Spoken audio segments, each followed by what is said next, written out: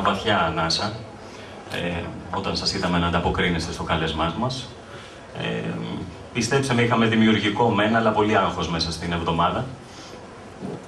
Πριν ξεκινήσουμε, θα ήθελα να ευχαριστήσω θερμά πρώτα απ' όλα το Ίδρυμα Σαϊνόπουλου, ιδιαίτερα την κυρία Χρυσαυγή Σαϊνοπούλου, που μας παραχώρησε την αίθουσα του Πολιτιστικού Κέντρου.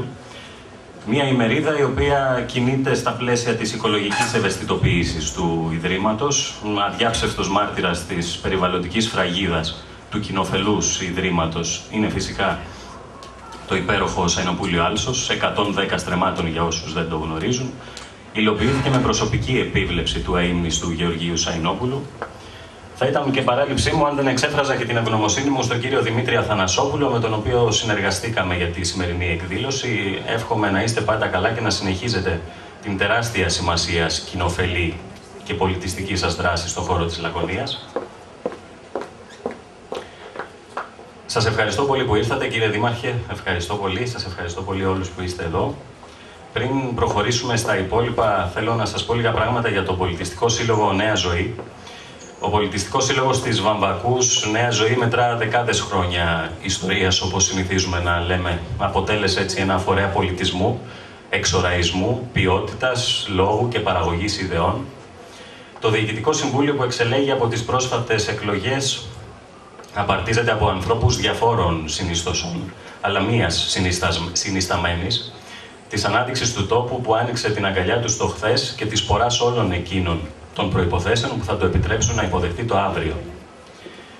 Μετά τις αλλαγές που πραγματοποιήθηκαν στο Διοικητικό Συμβούλιο, θέσαμε ως προτεραιότητα την εξωστρέφεια του χωριού μας. Θεωρούμε ότι στη δύσκολη οικονομική συγκυρία που βιώνει όλη η χώρα, η ύπαιθρος χρειάζεται τη συμβολή όλων και την έγνοια όλων για να μπορέσει να επιβιώσει.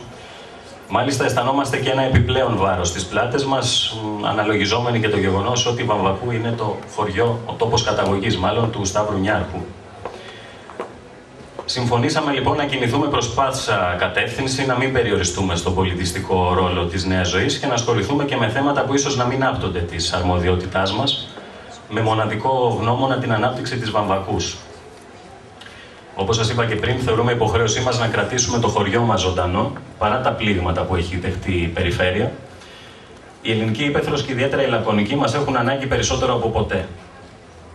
Πάρνονας λοιπόν, οπτικές και προοπτικές, μια ημερίδα με προφανή πρωταγωνιστή το Πάρνονα.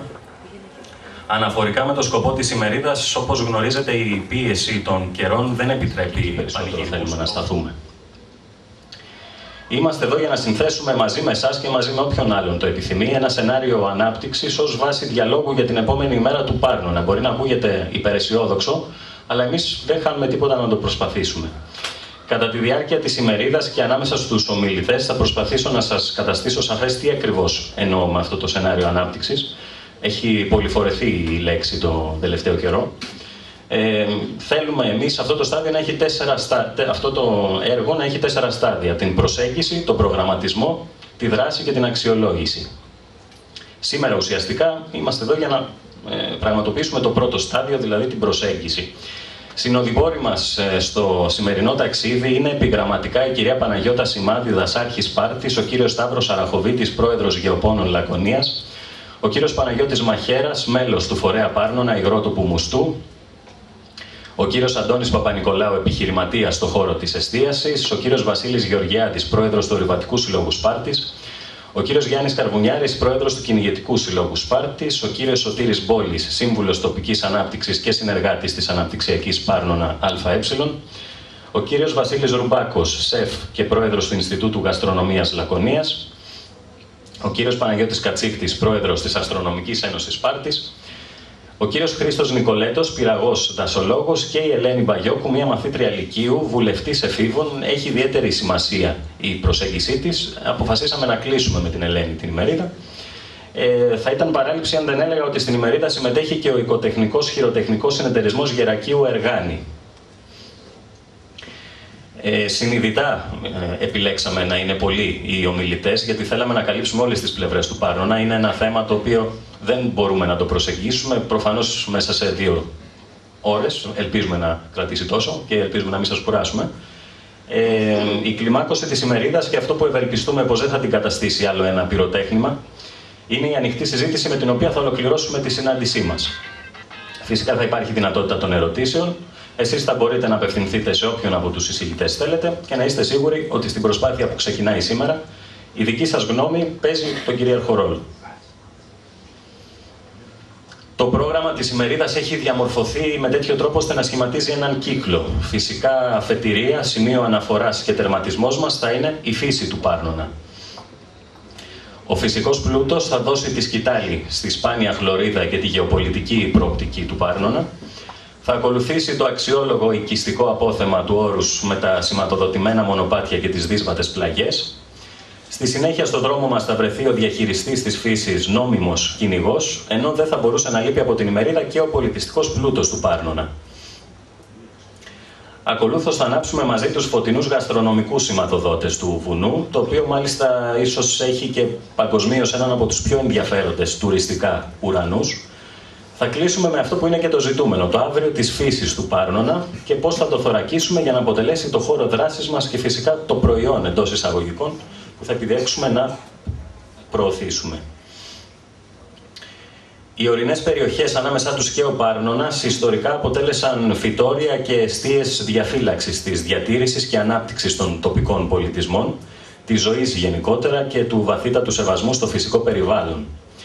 Οι ορεινές περιοχές ως η πλέον πρωτογενής και αδιάσπαστη ενότητα της φυσικής και της κοινωνικο-οικονομικής πραγματικότητας αποτέλεσαν ιστορικά πεδία αρμονικής, ειρηνικής και δημιουργικής συνύπαρξης του ανθρώπου με τη φύση.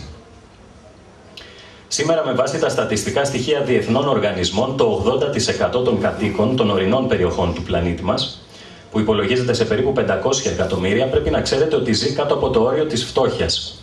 Ενώ πολύτιμα φυσικά διαθέσιμά τους, όπως το νερό, η ενέργεια, η ξυλία και τα μεταλλεύματα, μεριμνούν για την οικονομική και την κοινωνική ζωή των κατοίκων των παιδινών περιοχών. Αλλά μάλλον πρέπει να κρατήσετε στο μυαλό σας αυτό που είπαμε πριν, ότι 500 εκατομμύρια σχεδόν πληθυσμού ζει κάτω από το όριο της φτώχειας, πάντα στις ορεινές περιοχές και πάντα παγκοσμίως. Αντιλαμβάνεστε βέβαια και εσείς πόσο σημαντικές είναι αυτές οι σχέσεις, οι αλληλοσυνδέσεις και οι αλληλεπιδράσεις του ανθρώπου με τη φύση, όπως απογράφονται διαφορετικά σε κάθε επίπεδο του φυσικού και του δομημένου περιβάλλοντος.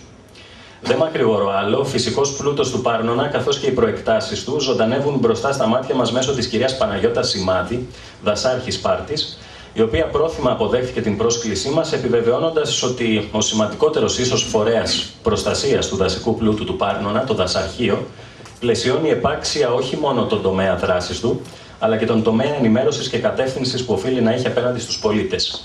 Κυρία Σημάδη, σας ευχαριστούμε που αποδεχτήκατε την πρόσκλησή μας. Μπορείτε να